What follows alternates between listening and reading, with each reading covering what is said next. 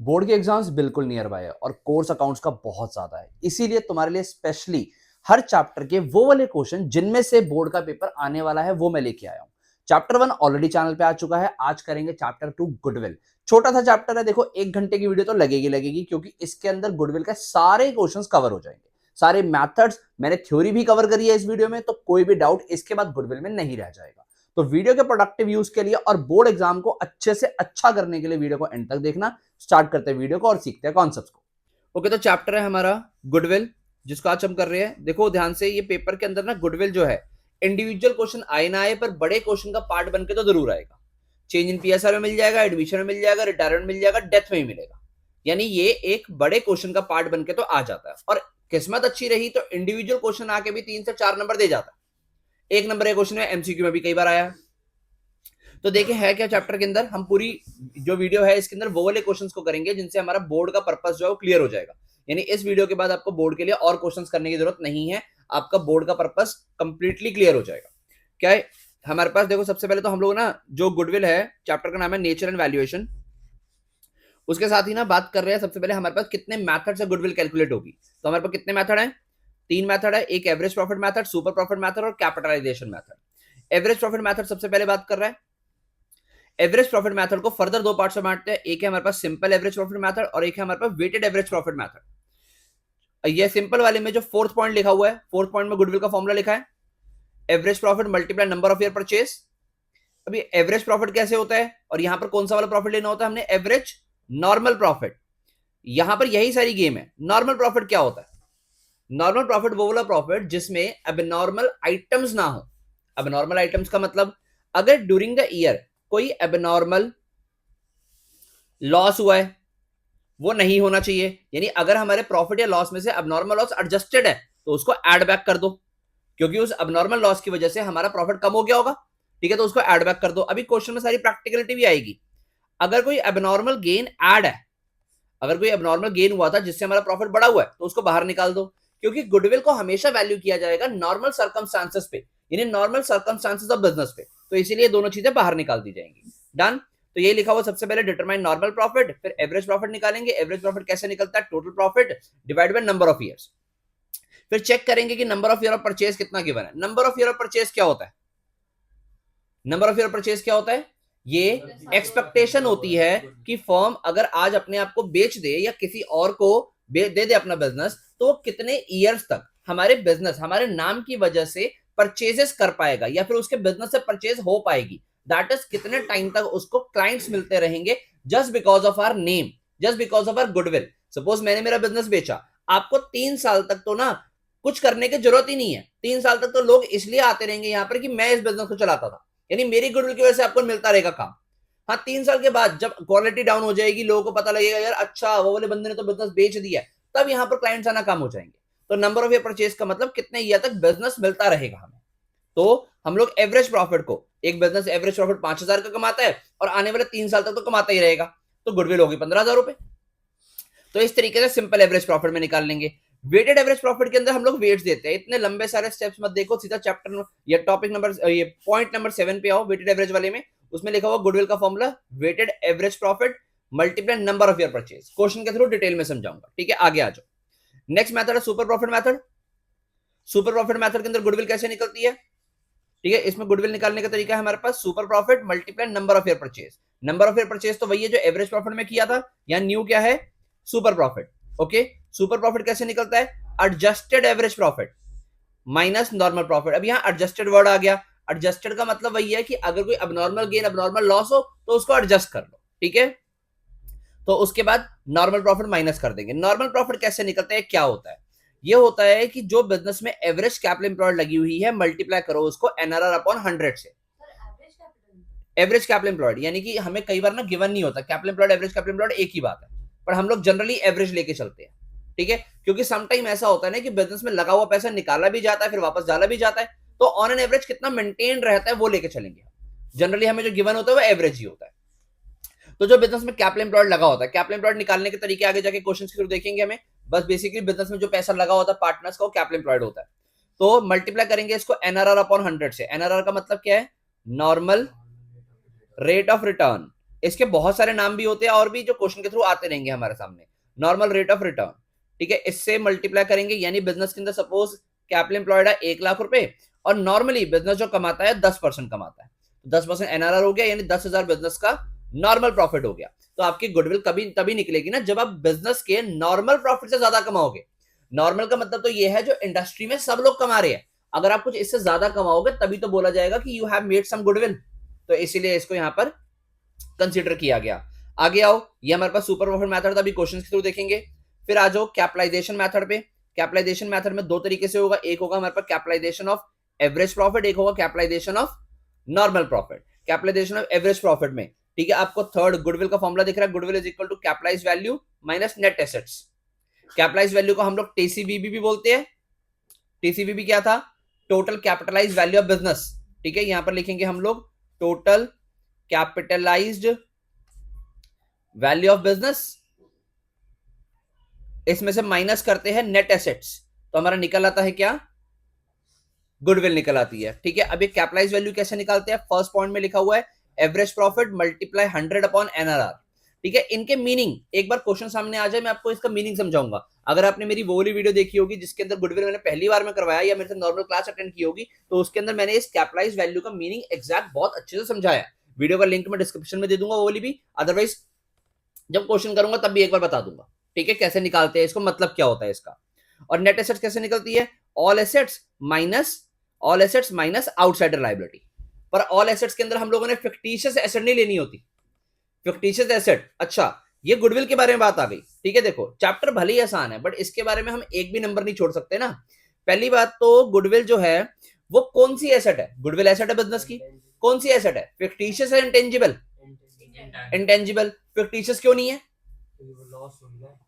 क्योंकि वो लॉस नहीं है। बेसिकली क्लासिफाई कैसे करेंगे?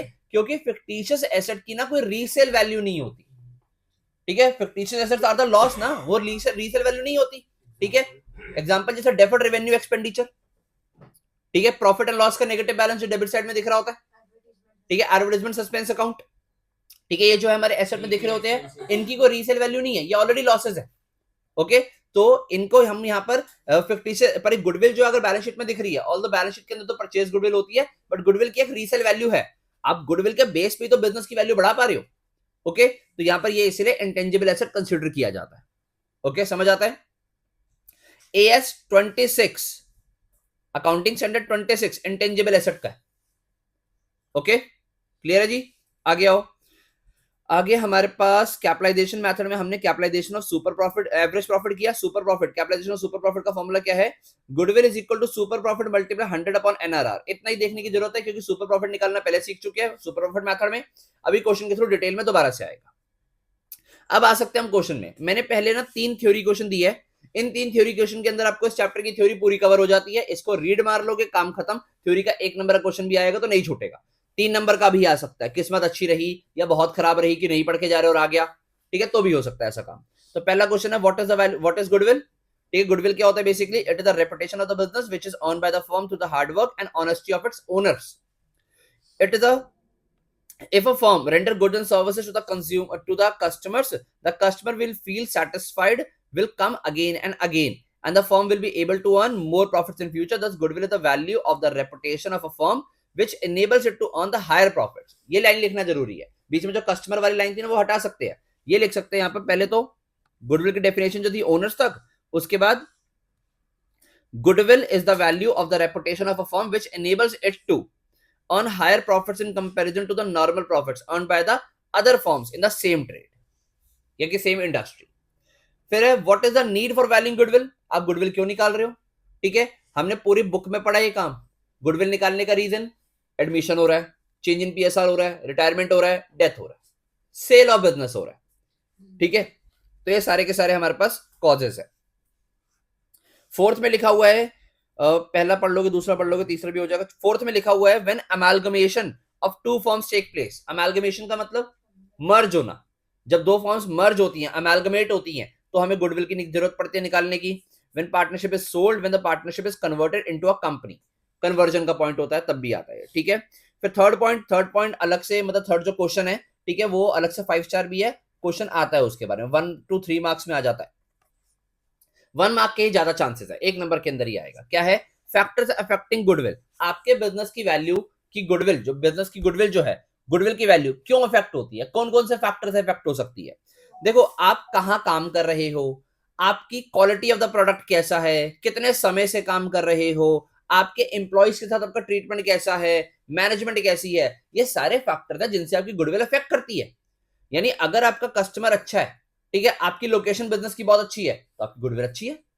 ओके, देखो पहला point efficient management, quality of products, location of business, longevity of the business. Longevity का मतलब है कि आप कितने टाइम से मार्केट में हो।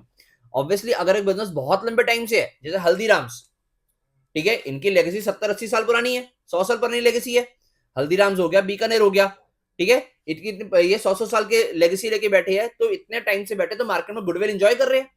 आज हल्दीराम्स जो है वो मार्केट के अंदर अच्छी खासी गुडविल लेके बैठा है, ठीक है, कि उसका प्रोडक्ट नाम से बिकता है।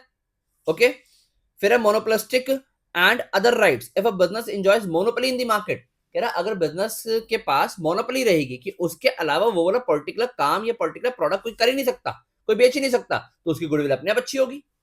It will have assured profit. Similarly, if it holds some special rights such as patent, trademarks, copyrights or concessions, it will have more goodwill. फिर कहता है अदर फैक्टर क्या हो सकते हैं? Good industrial relation, favourable government regulation, stable political condition, research and development efforts, effective advertising to establish a brand popularity.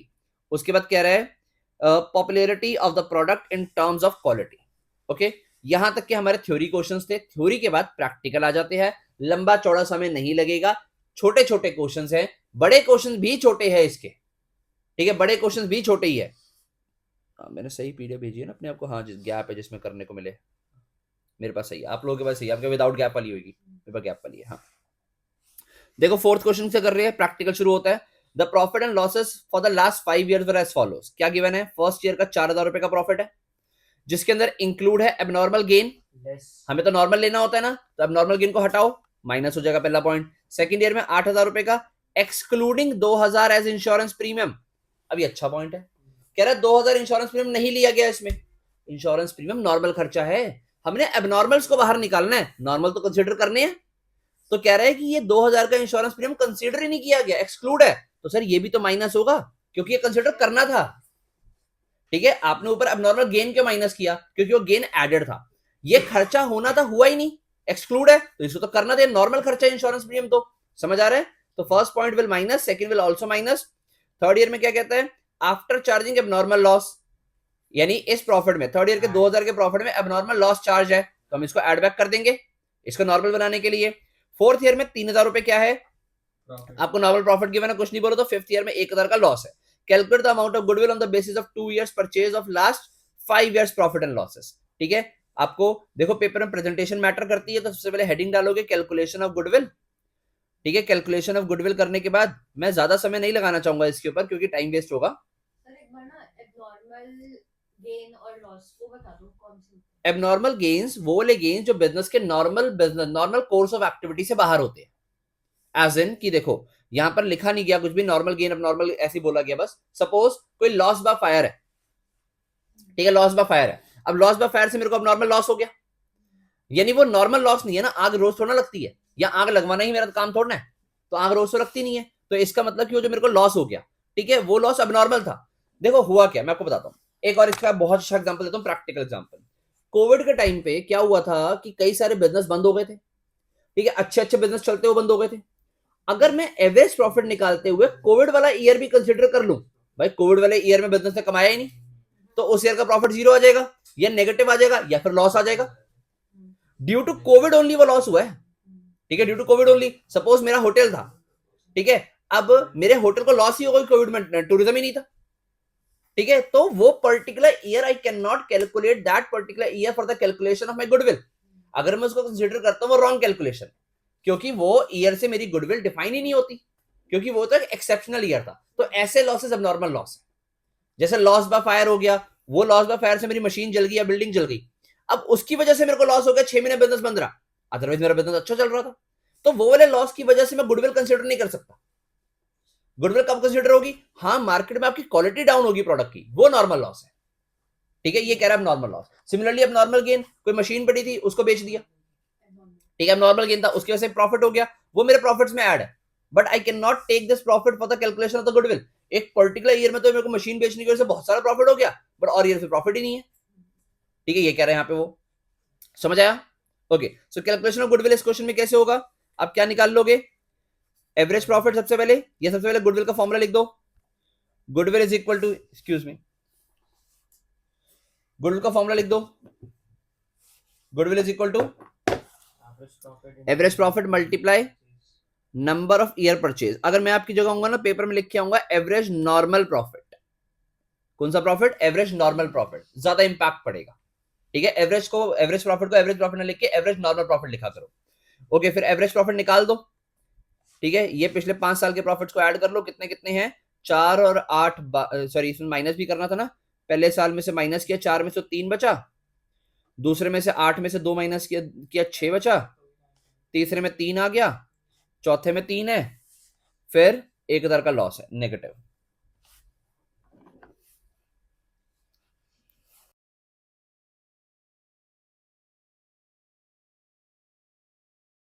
Average profit बता दो मेरे को एक बार, कितना आ रहा है? टोटल आ रहा था प्रॉफिट्स का कितना, 6, 3 9 और 3 12 और 3 15, 14,000 रुपए टोटल था प्रॉफिट्स। 14,000 डिवाइड बाय 5 कितना आ गया? ठीक है, 14,000 डिवाइड बाय 5 2800।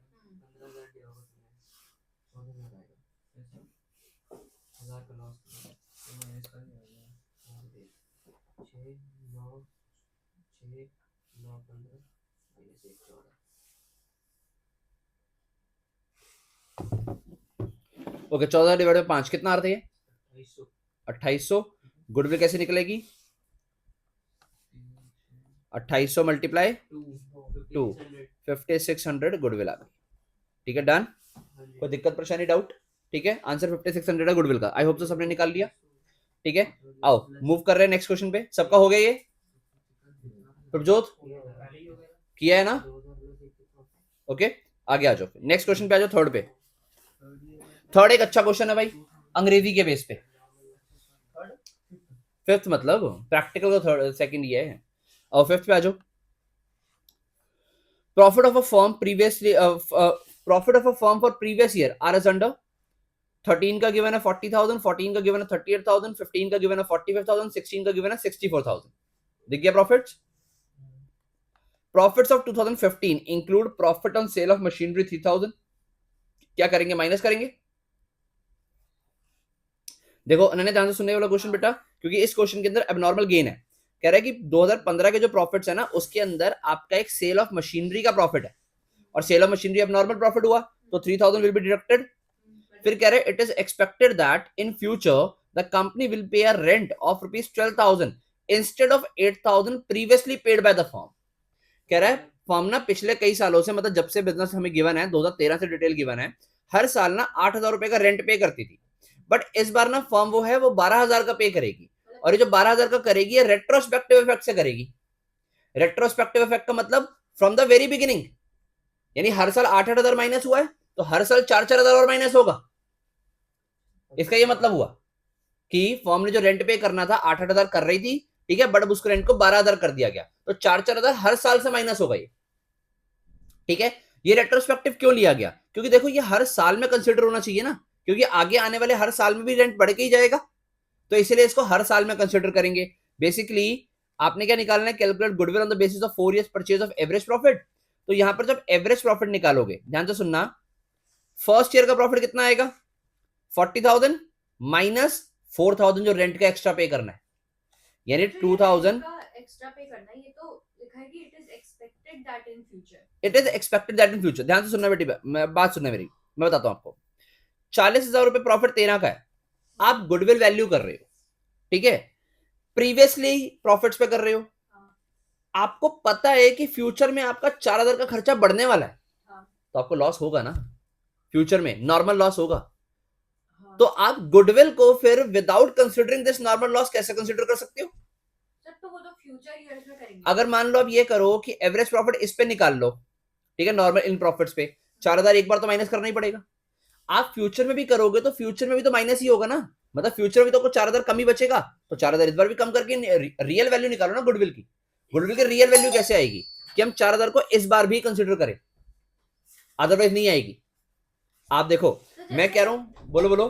सर अगर हमें इसमें लिखा है it is expected that in the future, तो फिर फॉर एग्जांपल अगर हमने सर अगर 2014 में हमें पता लगा कि जो ये रेंट है जो ये रेंट है वो 4,000 से हमें ज्यादा देना है, हाँ तो फिर हम इसके आगे के ईयर्स में वो इफेक्ट दिखाएंगे ना। देखो मैं आपकी बात बिल्कुल समझ गया कि ना एक्चुअल में जब प्रॉफिट कैलकुलेशन के लिए, ठीक है, जब बिजनेस का प्रॉफिट निकलेगा आगे में दिखेगा। गुडविल कैलकुलेशन के लिए इसको रेट्रोस्पेक्टिवली लेना पड़ेगा। क्यों? क्योंकि आप अगर आज बिना रेंट को कंसिडर किए गुडविल कैलकुलेट कर दो तो गुडविल आपकी इन्फ्लेटेड है, क्योंकि कल को फ्यूचर में 4,000 का लॉस होना ही होना है एक्स्ट्रा। तो आज आप गुडविल के रियल वैल्यू निकालने के लिए उस रेंट को आज भी कंसिडर करो। यानी आप एक बिजनेस को ये कह रहे हो, देखो सुनो, मैं आपको बिजनेस बेच रहा हूं अपना, मुझे पता है कि मेरे बिजनेस का नॉर्मल खर्चा 4,000 बढ़ने वाला है, ठीक है, पर आज वो बढ़ा हुआ नहीं है ना पिछले सालों में, तो मैं आज गुडविल निकाल देता हूं पिछले सालों के प्रॉफिट के बेस पे, पर फ्यूचर में तो आपको लॉस होना ही होना है, तो गुडविल की वैल्यू सही कर रही फिर। तो for the calculation of goodwill I need to consider that rent from the retrospective effect. क्योंकि फ्यूचर में जब लॉस होएगा, अगर हमें लॉस हुआ हाँ हमारी गुडविल तो बढ़ी हुई रहेगी। एग्जैक्टली, क्योंकि देखो ना फ्यूचर में अगर मैंने इसको कंसीडर नहीं किया तो गुडविल बढ़ी हुई आई, पर मुझे पता भाई फ्यूचर में लॉस होना ही होना है, नॉर्मल है, तो इसीलिए इसको पहले से कंसीडर किया गया। और अगर जैसे फ्यूचर में अगर लॉस हो गया, हाँ गुडविल बढ़ी हुई आई, तो वो भी सही नहीं है। फ्यूचर में बढ़ी हुई नहीं आएगी ना, फ्यूचर में देखो मैंने आपको क्या बोला था, हाँ बिल्कुल बढ़ी हुई भी नहीं आएगी, लॉस भी होगा, तो वो सही नहीं है, उसको मैंने सही करने के लिए आज माइनस किया है इसको, ठीक है। ओके तो 13 में माइनस करेंगे, 2014 में माइनस करेंगे, कितना आएगा? सर इसमें तो टेबल बना के भी कर सकते हैं। हाँ टेबल बना के कर सकते हो। 38,000 माइनस 4,000। 15 वाले को देखना, 15 वाले का प्रॉफिट कितना है? 45 माइनस करेंगे उसमें से कितना? हाशिम हाथ साथ साथ लिख क्यों नहीं रहे हो? 172 आएगा टोटल, ठीक है 168 आएगा। 168 है 3000 15 वाले में से 3,000 और 4,000 दो माइनस होंगे, क्योंकि 3,000 जो मशीनरी का लॉस था, मशीनरी का प्रॉफिट था, वो भी तो माइनस करोगे। 64,000 माइनस 4,000, ये 36, फिर है 34, फिर आएगा 45 में से 7 गया तो 38 एंड देन 60, टोटल कितना आ रहा है? 168। चेक कर लेना एक बार। 1,68,000 4 साल का एवरेज प्रॉफिट निकाला तो 160, ओ सॉरी कितना आ गया ये? 168 टोटल आ रहा है, 168 ठीक है 168 ही आ रहा है। सर 2015 वाले 42 आएगा डिवाइड करने के बाद, 7 माइनस होगा 42 42,000। और गुडविल कैसे निकालनी है? 4 इयर्स के परचेज पे, तो goodwill is equal to 42,000 multiply 4, 168 ही आया, अगेन 168 आ जाएगा। यही आंसर है इस क्वेश्चन का, ठीक है। देखो अब ऐसा क्वेश्चन पेपर में क्लिक कर जाएगा, और वहां अगर बच्चा नहीं करके गया तो नहीं होगा। ओके तो ये है गुडविल का एक अच्छा क्वेश्चन, और कोई बड़ी बात नहीं है, 1 नंबर में आ जाइए, क्योंकि इससे बड़ी एडजस्टमेंट कोई है नहीं, अगर आती है तो ठीक है, लंबी चौड़ी एडजस्टमेंट नहीं है, ये सिर्फ लॉजिक है। ओके हो गया सबका? हो गया, हाँ जी सर। डन है। आ जाओ 6 नंबर पे, फिर क्या कह रहा है? 6 नंबर करना है। 6 नंबर रुको 1 मिनट, 6 नंबर पे थोड़ी कैलकुलेशन ज्यादा है, पहले ये वाला देख लो, शायद आपको दे ही दूं मैं करने को। 7th शायद मैं नहीं कराऊंगा, आप लोग करेंगे। आ जाओ सारे 7th पे। X और Y partner sharing profit loss in the ratio of 3:2. They admit Z into the partnership for 1 for sharing the goodwill. Z 1 for sharing the goodwill या बिजनेस एक ही बात है। Z brings in the share of goodwill in cash, यहां तक की information है, हमें करना कुछ नहीं है उसका, हमें तो गुडविल निकालनी होगी। Goodwill for this purpose shall be calculated at 2 years purchase of average normal profit of the past 3 years. 2 years की परचेज लेनी है, 3 साल का एवरेज प्रॉफिट लेना है, और 3 साल के प्रॉफिट गिवन है आपको 7 का, 8 का, 9 का। प्रॉफिट है 50,000 रुपए, जिसमें इंक्लूडिंग है profit on sale of asset, क्या हो गया ये? अब नॉर्मल गेन माइनस कर देंगे। फिर कह रहे 2008 का लॉस है 20,000 का, जिसमें लॉस बाय फायर है 30,000 का, तो ये एड बैक कर देंगे, और 30,000 एड बैक करते ही क्या बच जाएगा? इस ईयर में 10 का प्रॉफिट हो जाएगा। अभी 20 का लॉस गिवन है ना, पर इसमें 30,000 एड बैक होगा, तो कंसिडर होके 10 का प्रॉफिट बन जाएगा, ठीक है। और 2009 में प्रॉफिट है 70,000 का, इंक्लूडिंग इंश्योरेंस क्लेम रिसीव्ड 18,000। अब इंश्योरेंस क्लेम रिसीव करना बिजनेस की नॉर्मल इनकम नहीं है, ये अब नॉर्मल इनकम है, तो ये भी माइनस करेंगे, यानी अब नॉर्मल गेन है, तो इस अब नॉर्मल गेन को भी माइनस करेंगे। तो बेसिकली यहाँ पर हमारे पास तीनों साल के प्रॉफिट कितने कितने लेने हैं, पहले का आएगा 45,000, दूसरे का 10,000, तीसरे का 52,000। टोटल करो कितना आ जाएगा, 45 52, ये हो गया 97 107 107 डिवाइड बाय 3, 107 डिवाइड बाय 3 कितना हो गया, 3 3 9, ठीक है। उसके बाद वो 17 हुआ, 3 5 15, पॉइंट में आएगा कितना आएगा, 3107 डिवाइड बाय 3, इट इज 35,667। और कितने ईयर्स की परचेज थी, 2 ईयर्स की परचेज, सर 107 मतलब 1,07,000 है। हाँ 1,07,000 है, हाँ हाँ। गुडविल आ रही है 71,333, ठीक है। सर प्रॉफिट क्या आ रहा है? Average profit 35,667। बोलो बोलो, पीछे ना रह जाना कोई, साथ में चलना भाई। एक बार प्रॉफिट बता दो, average profit. Average profit is 35,667। 35,667 को मल्टीप्लाई 2 किया तो गुडविल आ गई हमारे पास 71,333, यही है ना। We are moving forward. Question number 8 पे आ जाओ, 8 को 5 स्टार भी दे देना, ठीक है। अच्छा क्वेश्चन है 8, पॉइंट्स अच्छे हैं, बस यही जो हमने पॉइंट्स किए ना भी छोटे वाले, इन्हीं को थोड़ा एग्जैजरेटेड फॉर्म में बता दिया हमें, और कुछ नहीं है। क्या कह रहा है, सिमरन purchase अनीताज business on 1 April 20।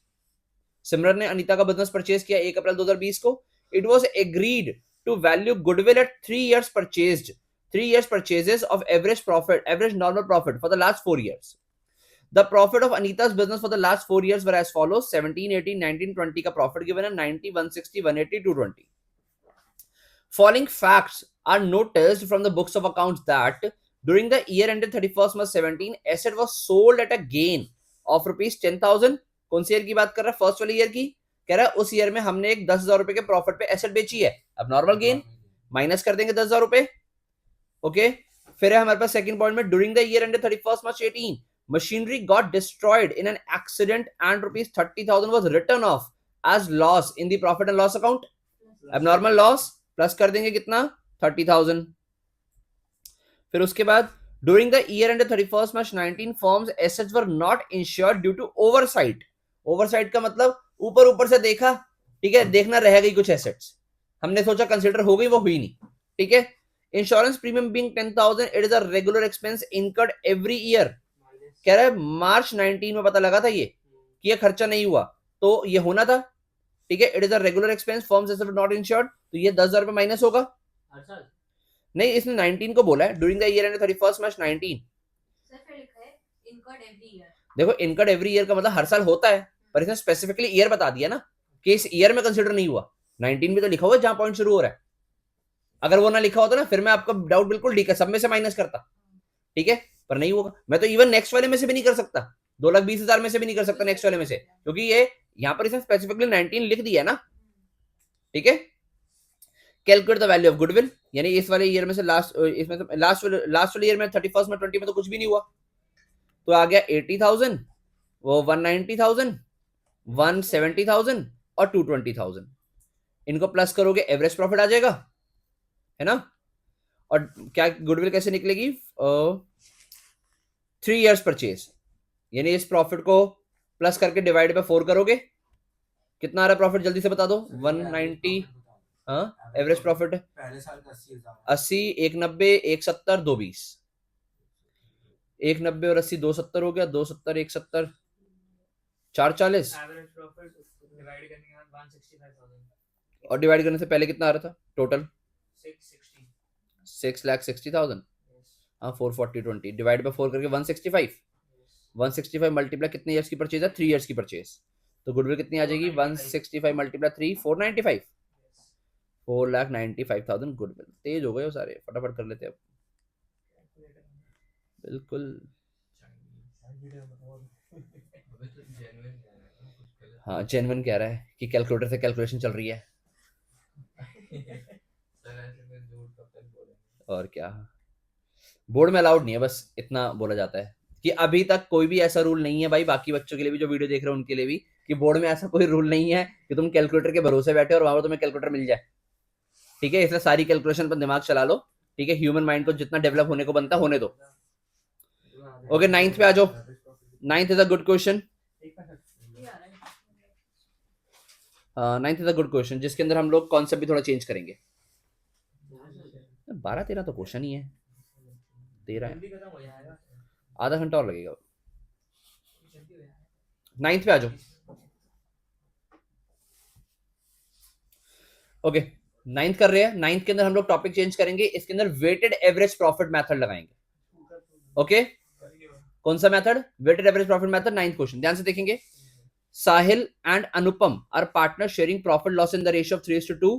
They admit Amit into the partnership. It was agreed to value goodwill at 3 years purchases on the basis of weighted average profit of the past 5 years.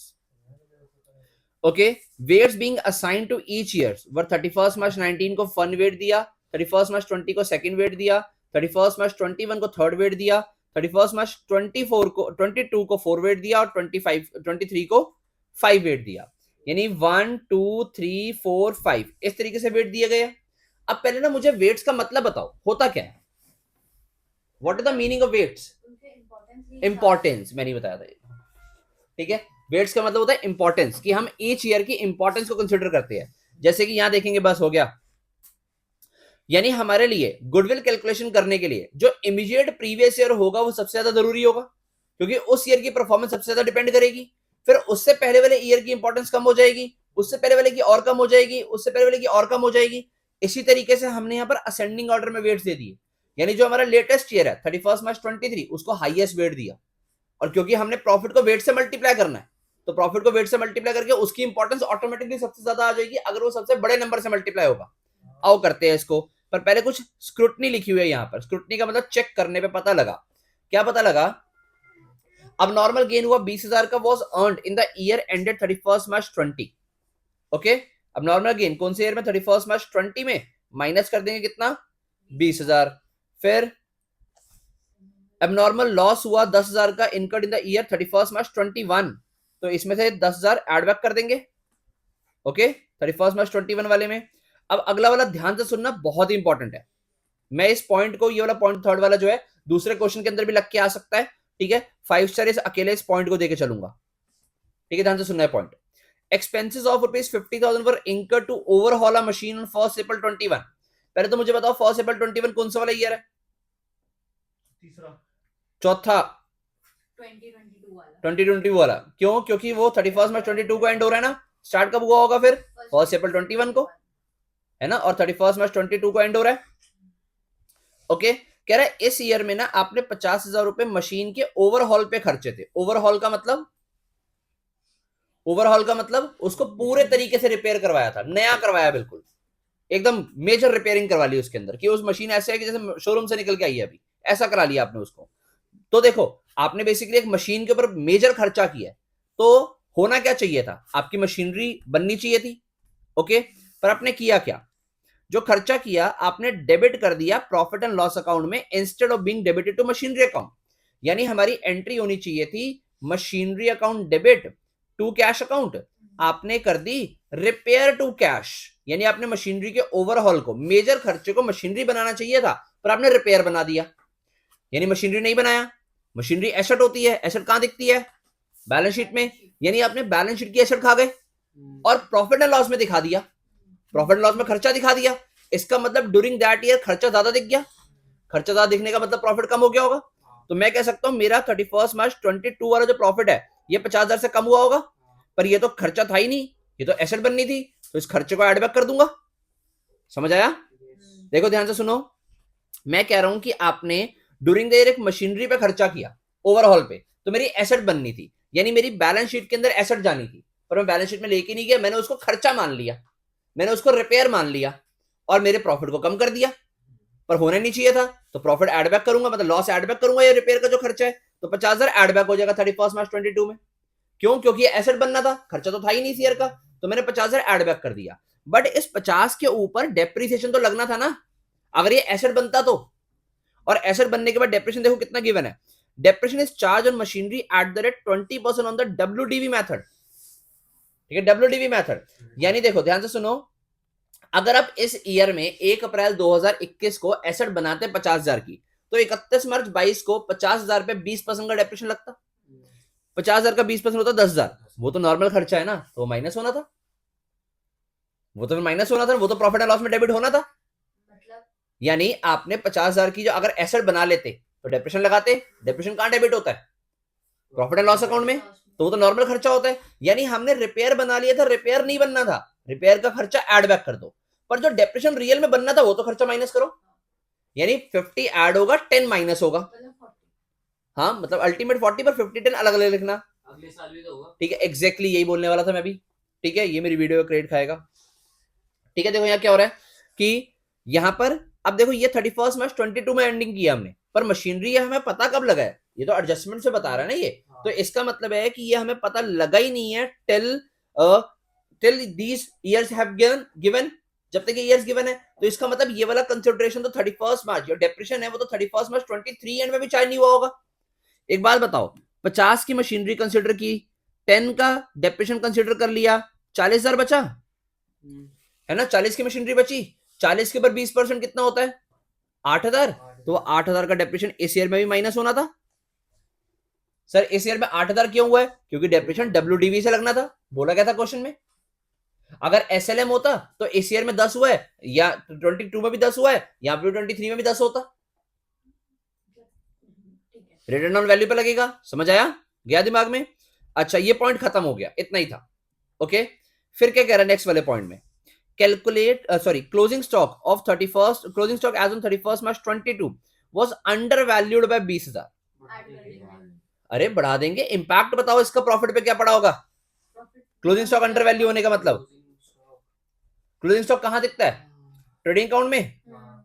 Trading account की किस side? Credit side. यहाँ पर under valued का मतलब 20,000 से कम दिख रहा है, यानी आपका ये वाली साइड 20,000 से कम दिखने का मतलब कि आपका जो प्रॉफिट है वो क्या हो गया होगा? क्लोजिंग स्टॉक कम हो गया, क्रेडिट साइड कम हो गई ना, तो प्रॉफिट भी तो कम आ गया होगा। ठीक है, प्रॉफिट भी तो कम आ गया होगा, तो बेसिकली आप इस प्रॉफिट को बढ़ाओगे 20,000 से किस ईयर में? 31 मार्च 22 में। ठीक है, अच्छा ये भी हो गया। यहीं पर अगर आप रुक गए तो गलत कर दिया फिर, क्योंकि बेटा जो इस बार अंडर वैल्यूड हुआ है उसका इंपैक्ट फिर अगले साल भी तो गया होगा। अगर मान लो कि ये इस बार अंडर वैल्यूड था तो इस साल का प्रॉफिट तो कम हो गया था, बढ़ा दिया, बट अगले साल ये ओपनिंग बना होगा जाके, अगले, इसका मतलब अगले साल ओपनिंग स्टॉक कम दिख रहा है 20,000 का, तो फिर अगले साल का प्रॉफिट बढ़ गया होगा, है ना? तो अगले साल से माइनस होगा। ठीक है, यानी अगले साल से माइनस होगा। मैं कह सकता हूं गुडविल का एडजस्टमेंट के पॉइंट ऑफ व्यू से सबसे बड़ा क्वेश्चन यही है, एडजस्टमेंट के पॉइंट ऑफ व्यू से। ठीक है, अदरवाइज आगे हमारे पास मेथड है, अभी तो हमने सुपर प्रॉफिट मेथड का क्वेश्चन करना है, कैपिटलाइजेशन के करने हैं, पर एडजस्टमेंट पॉइंट ऑफ व्यू से अच्छा क्वेश्चन बन जाता है। तो यहां पर लास्ट वाले ईयर में 31 में 23 में 8,000 माइनस और 20,000 माइनस। ठीक है, 8,000 डेप्रिसिएशन का माइनस किया था, 20,000 अभी ये माइनस किया किसका? प्रॉफिट जो बढ़ गया होगा उसका माइनस किया। ठीक है, क्योंकि नेक्स्ट वाले ईयर में ओपनिंग स्टॉक अंडर वैल्यू होकर जाएगा, है, ओपनिंग स्टॉक कम होने का मतलब प्रॉफिट बढ़ जाएगा, तो प्रॉफिट कम करेंगे। ओके, क्लियर है जी? तो कितना आ रहा है फिर एवरेज प्रॉफिट बता दो एक बार। और यहां पर तो हमें भाई वो टेबल बनानी पड़ेगी क्योंकि वेटेड एवरेज मेथड से करना है, तो कैलकुलेशन ऑफ गुडविल करनी है हम लोगों ने। अगर मैं यहां मेथड लगाऊं, एक टेबल बना लेते हैं, सबसे पहले लिख देते हैं हम ईयर,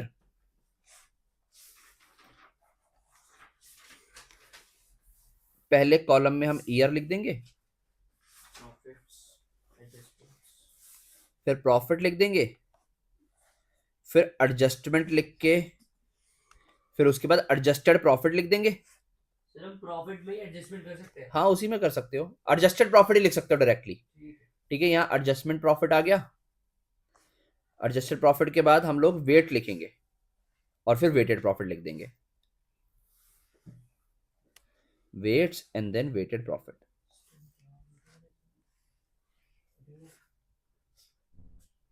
समझ आ रहा है भाइयों? अनन्या आप भी बोल सकते हो। ठीक है, हाँ तो ईयर 1 का प्रॉफिट कितना है? ईयर 1 का प्रॉफिट कितना है? 1,60,000। एक बार बता दो भाई फटाफट। 180 था यार, 180 है ना? अरे नहीं, मेरे को नॉर्मल बताओ ना, एडजस्टमेंट तो बाद में करेंगे, 1 ईयर में तो कुछ हुआ ही नहीं है। हुआ है क्यों? कुछ नहीं हुआ 31 मार्च 19 की एडजस्टमेंट ही नहीं है कोई, करवाने के बाद भी गलत यार, बेइज्जती करा दी।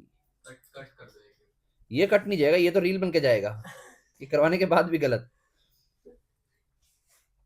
2,50,000, 3,00,000 और उसके बाद 3,50,000। Second year, third year, fourth year and fifth year. हाँ, एडजस्टमेंट क्या क्या थी ऊपर हमने कर ली थी। पहले 31 मार्च 20 में 20 माइनस होना है, फिर 10 ऐड होना है, यानी इस वाले ईयर में 20 माइनस होना है, फिर 10 ऐड होना है, फिर इस वाले ईयर में 50 प्लस है, 10 माइनस है, 20 फिर प्लस है, 50 और 20 70, 60 बेसिकली ऐड होना है। ये 2022 सर किसमें क्या है? थर्ड वाले ईयर में 60 ऐड होना है। पहले 50 ऐड किया उसका मशीनरी का, रिपेयरिंग जो कर दिखा दी थी आपने, हाँ एक्सपेंस जो दिखा दिया था मशीनरी का वो ऐड किया, फिर 10 डेप्रेशन का माइनस किया, ठीक है, और फिर उसके बाद 20,000 एडजस्टेड प्रॉफिट सारे एक बार ऊपर से बता दो। अभी बता रहा हूँ। पहले 31 में 22 वाला बता रहा हूँ कि पहले 50 प्लस किया उसमें रिपेयर वाला, फिर 10 माइनस किया डेप्रिसिएशन का, फिर 20 ऐड बैक किया और अंडर वैल्यू स्टॉक का, जो स्टॉक अंडर वैल्यू होता है उसका, तो 60,000 रुपये आएगा। और लास्ट वाले ईयर में 8 और 20 28,000 माइनस का आएगा। एक ईयर कौन सा छोड़ दिया, 20 10, 23 अच्छा मैंने ऊपर वाले में से कर दिया ना। 2022 में से सर क्या होगा? एक मिनट बेटा, 20 10 60 और लास्ट वाले में 28 नेगेटिव है। हाँ जी भाई, पहले वाले ईयर में 180 में से कोई एडजस्टमेंट नहीं है, एडजस्टेड प्रॉफिट 180 आ जाएगा। दूसरे वाले ईयर में 160 था, 20 की माइनस की एडजस्टमेंट है तो 140 आ जाएगा। तीसरे वाले ईयर में 250 है और 10 प्लस की एडजस्टमेंट है, 260 हो जाएगा। फोर्थ वाले ईयर में 3 लाख में 60 प्लस है तो 360 हो जाएगा। फिफ्थ ईयर में 350 में 28 माइनस है तो 322 हो जाएगा। ठीक है, वेट्स हैं 1 2 3 4 5, ठीक है, मल्टीप्लाई करेंगे 1,80,000 ऊपर आ गया, 140 मल्टीप्लाई 2 280, 260 मल्टीप्लाई 3 26 3 कितना होता है 70, 26 26 52 52 78, यानी 7,80,000। और फिर 360 मल्टीप्लाई 4 3 चौक 12 6 चौक 24 1440, और फिर फिफ्थ वाले में 322 मल्टीप्लाई 5 15 22 5 110 कितना 16,10,000। टोटल करो इनका, इनका टोटल बताओ जल्दी से, तब तक मैं गुडविल का फॉर्मूला लिख देता हूँ।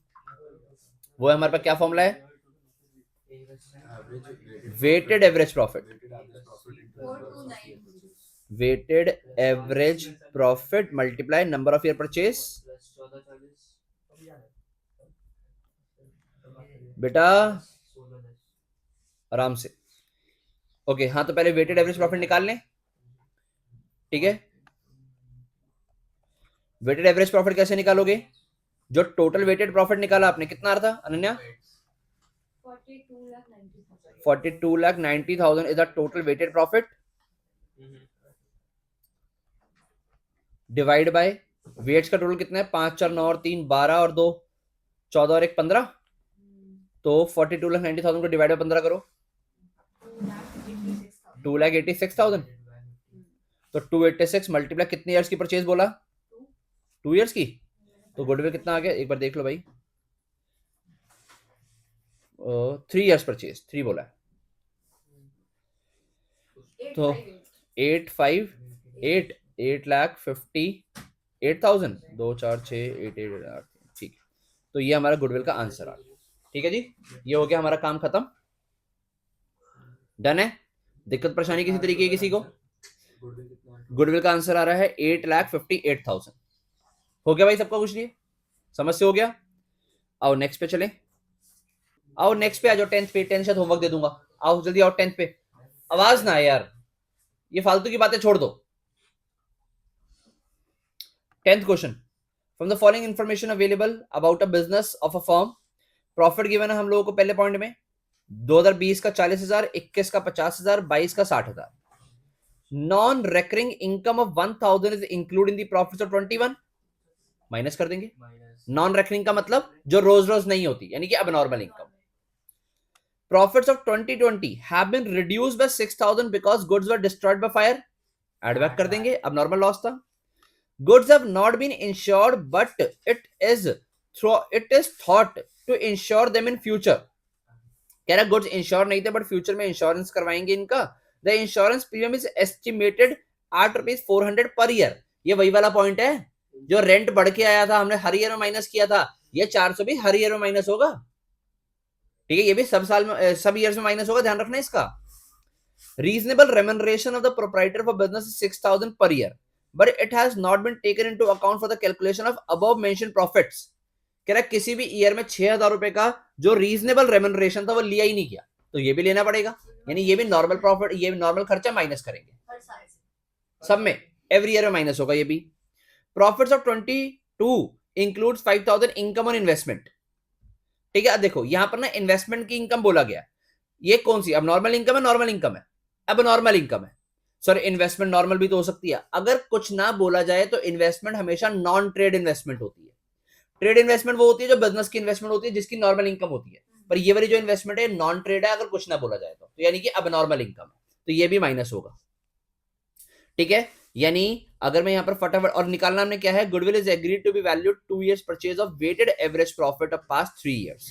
Appropriate weights to be used are 20 का वेट है 1, 21 का 2, 22 का 3, वेट्स गिवन है हम लोगों को, ठीक है। हो जाएगा क्वेश्चन, हो सकता है।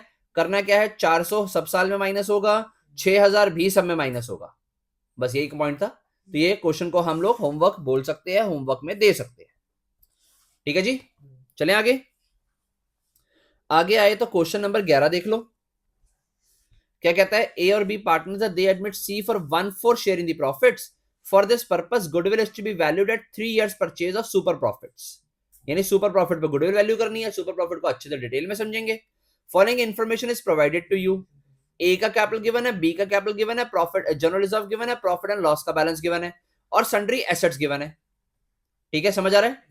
आइटम क्या क्या है ये समझ आ गया, आइटम समझ आ गए कि मीनिंग पता था आइटम का, ओके। एसेट्स में फिक्टिशियस एसेट्स इंक्लूडेड होती है, नहीं फिक्टिशियस अलग से बोला जाता है, हाँ।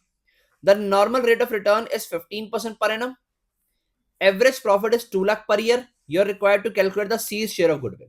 यहाँ पर सी का शेयर निकाल के आना, बहुत सारे बच्चे तो गलती इसमें ये कराएंगे कि फर्म की गुडविल निकालेंगे, सी का भूल जाएंगे निकालना, तो ये भी मत करना। तो यहाँ पर आपको कैलकुलेशन ऑफ गुडविल करनी है, और हम लोग सुपर प्रॉफिट मेथड पे आ गए। सबसे पहले फॉर्मूला लिख दो गुडविल का, गुडविल का फॉर्मूला है super profit multiply number of year purchase. अब हमें सुपर प्रॉफिट को समझने का मौका मिलेगा कि सुपर प्रॉफिट होता कौन सा प्रॉफिट है, निकालने का तरीका क्या है, average profit minus normal profit. अब ध्यान से सुनो, सुपर प्रॉफिट का मतलब है which you are making above your normal profit, यानी इंडस्ट्री में नॉर्मल प्रॉफिट एक ट्रेंड होता है कि इतना कमा रहे होंगे सब लोग, सपोज जैसे ट्यूशन सेंटर की इंडस्ट्री है, हमारी एजुकेशन इंडस्ट्री है, एजुकेशन इंडस्ट्री में वैसे तो पैसा कमाना अलाउड ही नहीं होता, स्टिल हम लोग कमा रहे हैं जो भी, ठीक है, तो जो भी कमा रहे हैं वो एक इंडस्ट्री ट्रेंड है। अगर हम उस इंडस्ट्री ट्रेंड से ज्यादा कमाते हैं तब मेरी गुडविल है ना, और जो मैं ज्यादा कमा रहा हूं वही तो मेरी गुडविल जो होगी, यानी उसी बेस पे तो मार्केट में मेरी गुडविल बनेगी, और उसी को बोला जाएगा सुपर प्रॉफिट, जो मेरे नॉर्मल से ज्यादा मैं कमा रहा हूं। और ध्यान से सुनना, मैं कह सकता हूं super profit method is nothing but the extension of average profit method. देखो एवरेज प्रॉफिट तो हर बंदा कमा रहा है, यानी हर बंदा कुछ ना कुछ प्रॉफिट कमा ही रहा है, तो उसके बेस पे एवरेज निकाली और गुडविल निकाल दी। मैं कैसे मान लूं कि जो आप एवरेज कमाते हो इंडस्ट्री से ज्यादा है, पहले बताओ इंडस्ट्री का प्रॉफिट कितना है, अगर उससे ज्यादा कमा रहे हो तो ज्यादा वाला जो पार्ट है ना सिर्फ उस पर गुडविल बताओ। सपोज एवरेज प्रॉफिट था एक बिजनेस का 10,000, इंडस्ट्री ट्रेंड था 8,000, यानी आप 2,000 इंडस्ट्री से ज्यादा कमा रहे हो, और अगर आप बिजनेस बेचते हो तो सामने वाला बंदा 4 साल तक कमाएगा ही कमाएगा, तो 2,000 जो एक्स्ट्रा कमा रहे हो आप इंडस्ट्री से और 4 साल तक कमाएगा, 8,000 गुडविल है।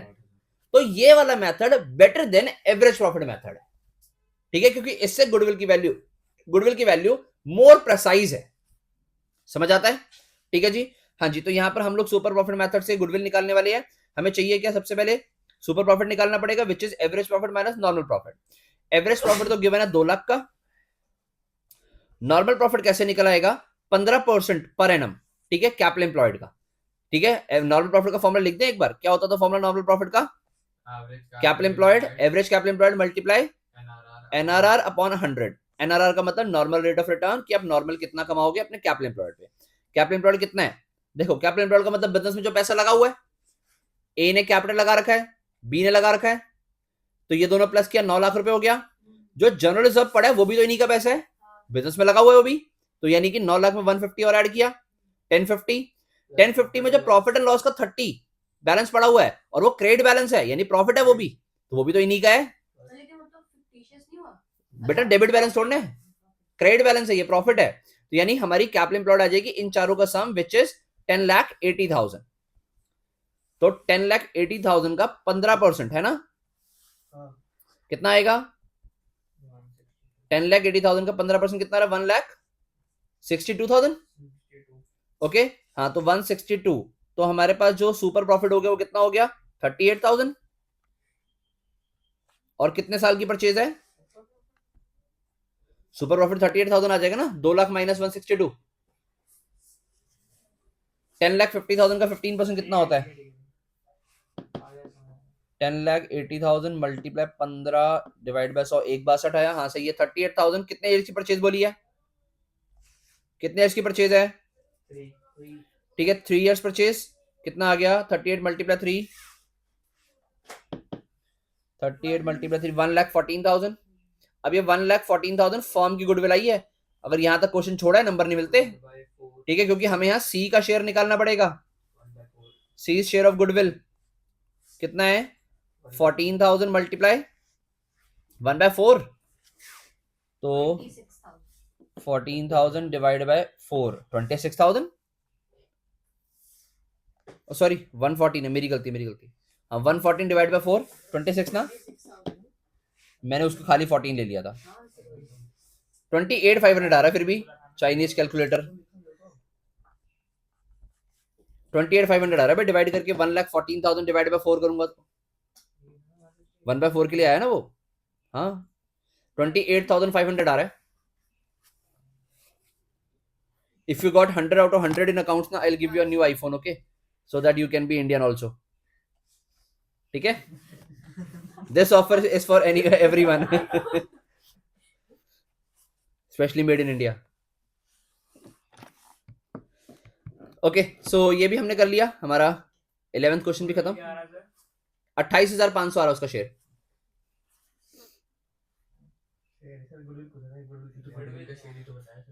गुडविल फॉर्म की गुडविल 1,14,000, 1,14,000 और सी का शेयर 28,500, 38 इंटू 3 किया बेटा, 38 इंटू 3, क्योंकि 2 लाख में से 162 माइनस करने के बाद 38 बच रहा था सुपर प्रॉफिट। आपके लिए भी ऑफर है, बोला 2 लाख माइनस 162, जिसके अकाउंट में 100 में से 100। हाँ जी, you can also be a part of that. तुम अगर इको और अकाउंट दोनों में 100 और 100 ले आए ना, तुम लोगों को जो पर्क्स मिलेंगे ना तुम सोच भी नहीं सकते, मतलब मेरी साइड से कह रहा हूँ, जो बाहर से दुनियादारी से मिलेंगे वो तो मिलेंगे, मैं अपनी साइड से कह रहा हूँ, ठीक है, वो मिलेंगे भी नहीं। ओके हम 6 क्वेश्चन पे आ जाते हैं, इसमें नहीं जाते, ज्यादा पर्सनल नहीं होना, 6 पे आ जाओ। On 1st April 16 a firm had assets of rupees 5 lakh including cash rupees 20,000। एक फॉर्म के बाद 6 नंबर पे कर रहे भाई। On 1st April 16 को फॉर्म की एसेट्स है 5 लाख की, जिसमें कैश भी है 20,000 का। Firm had a reserve fund of 90,000, ठीक है। Partners capital account shows a balance of 3,80,000 and creditors are 30,000 के। If the normal rate of return is 20% and the goodwill of the value firm is valued at 64,000 at 4 years purchase of super profit, find the average profit of the business। क्या निकालना हम लोगों ने, average profit. हम लोगों को given क्या क्या है, हम लोग को यहां पर गिवन है कि इस बिजनेस का क्या निकल आया, ठीक है, गुडविल निकाल के गिवन है।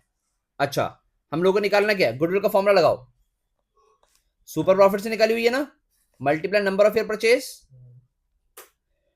पुट कर दो जरा, गुडविल हमें गिवन है 64,000, कितने ईयर्स के सुपर प्रॉफिट पे, सुपर प्रॉफिट तो है नहीं, और 4 ईयर्स के परचेज पे, तो यहां से सुपर प्रॉफिट आ जाएगा 64,000 डिवाइड बाय 4 कितना आ गया, 64,000 डिवाइड बाय 4 16,000 रुपए सुपर प्रॉफिट आ रहा है, ठीक है, हमारा सुपर प्रॉफिट 16,000 रुपए आ गया। सुपर प्रॉफिट का फॉर्मूला लगाओ,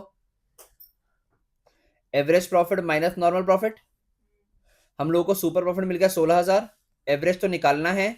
और नॉर्मल प्रॉफिट कैसे आएगा, ध्यान से सुनना, नॉर्मल प्रॉफिट कैसे निकलता है, कैपिटल एम्प्लॉयड इनटू एनआरआर। हाँ, capital employed into NRR upon 100।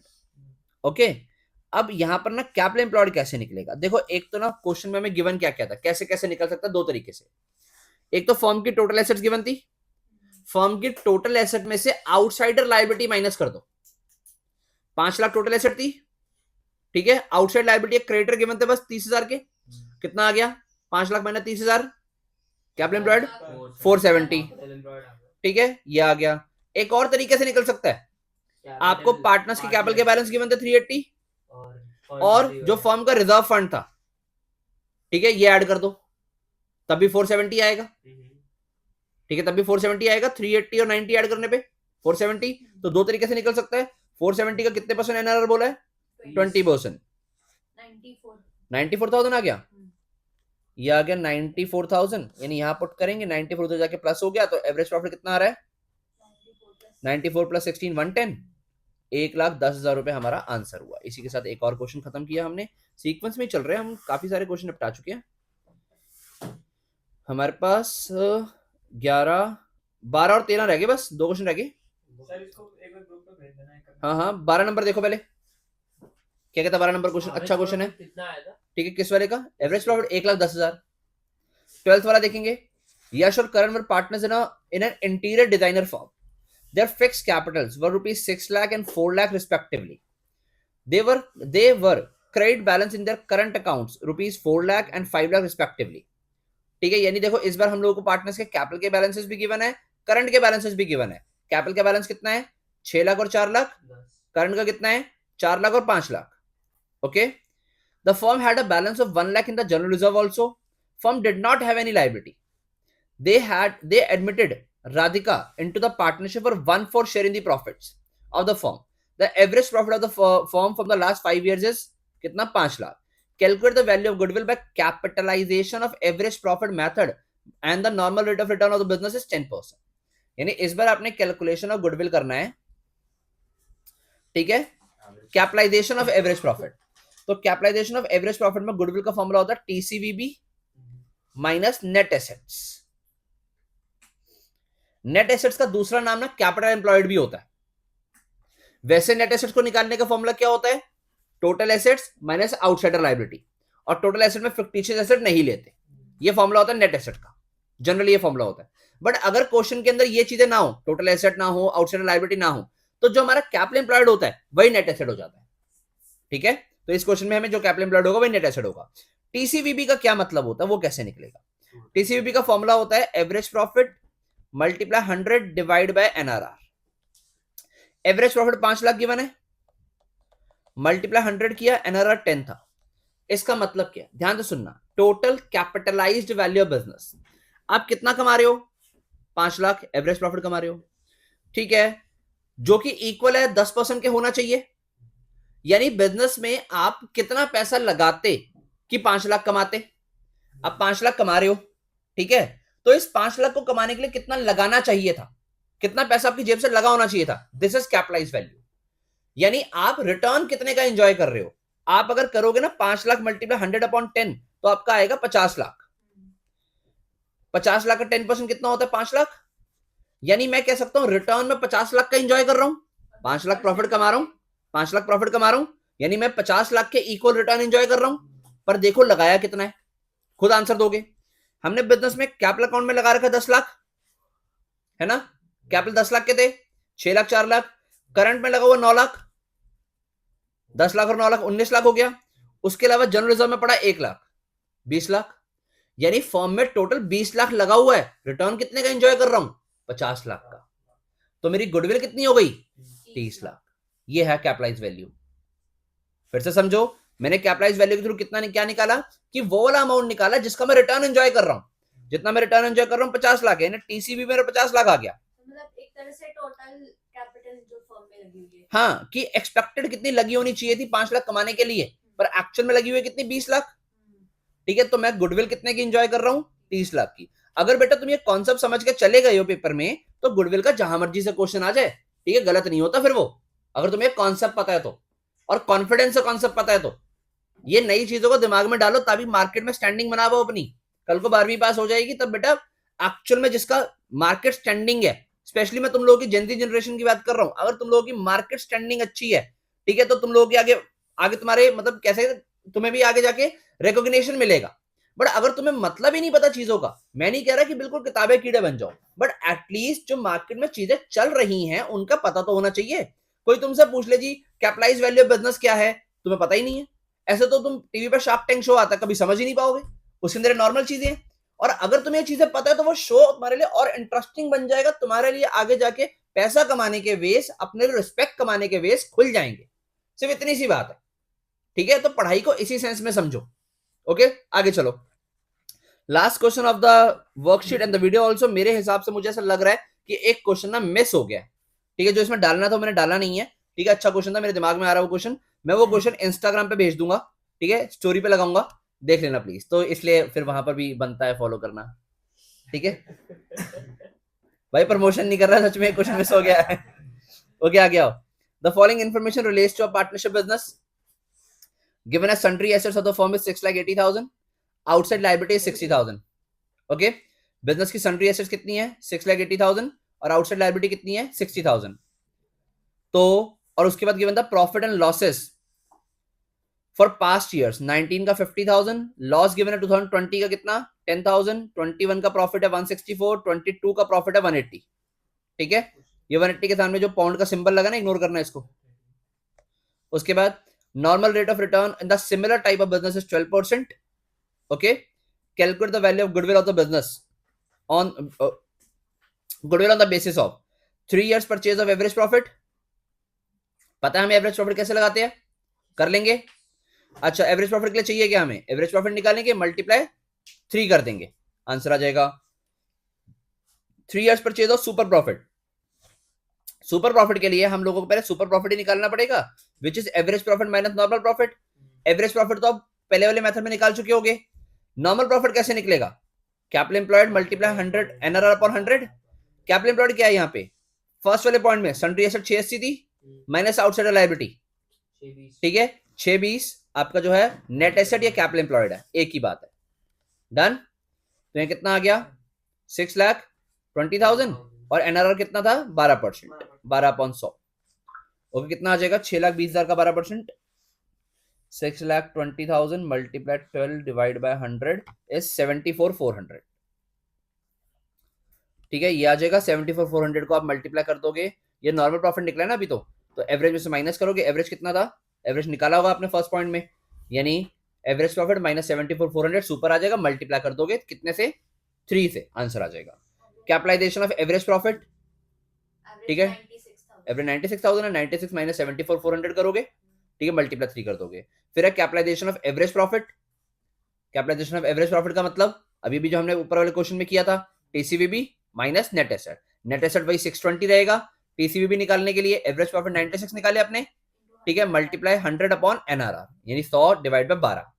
Okay, फिर है कैपिटलाइजेशन ऑफ सुपर प्रॉफिट, ये हमने नहीं किया अभी तक। सुपर प्रॉफिट वाले कैपिटलाइजेशन का गुडविल का फॉर्मूला देख लो, इसका फॉर्मूला होता है super profit multiply 100 upon NRR, ठीक है, यानी हमारा सुपर प्रॉफिट तो हम निकाल चुके हैं, 96,000 माइनस 74,400 पुट कर देंगे यहाँ पे, मल्टीप्लाई 100 अपॉन एनआरआर करेंगे, गुडविल आ जाएगा, ठीक है। क्वेश्चन के साथ साथ वीडियो भी पैक करने के मुकाम पे हम पहुंच गए, ठीक है। ध्यान से अगर आप ये कर जाते हो तो बोर्ड का पर्पस खत्म, यानी इसका मतलब मैं आपको गारंटी देके पढ़ा रहा हूं कि यार अगर आप ये 10-12 वीडियोस आएंगी टोटल वन शॉट में सारे चैप्टर्स की, ठीक है, कुछ बड़ी हो सकती है कुछ छोटी हो सकती है, ठीक है। जैसे चैप्टर 1 की वीडियो अराउंड 2 घंटे के लगभग के आसपास थी, ठीक है, बट 17-18 क्वेश्चन पूरा सब कुछ काम कवर था। यहाँ पर अराउंड 1 घंटे के आसपास वीडियो बनेगी, इसमें सब कुछ कवर है। तो इतना देखने के बाद अगर हमारा पर्पस क्लियर हो जाता है बोर्ड का तो कोई बुरी बात नहीं है, ठीक है, कि आपका 10-12 घंटे में पूरा बोर्ड का सिलेबस कवर हो गया इंपॉर्टेंट क्वेश्चंस के साथ, ठीक है। तो दूसरा चैप्टर गुडविल अच्छे से कर लो, बहुत ही जल्दी मिल जाते हैं हम लोग अगले चैप्टर चेंज इन पीएसआर के साथ, ठीक है। छोड़ना नहीं उस चैप्टर को भी, क्योंकि इंपॉर्टेंट चैप्टर है, छोटी सी वीडियो बनेगी बस, ज्यादा बड़ी नहीं होगी। तो see you in the next video, bye bye, thank you.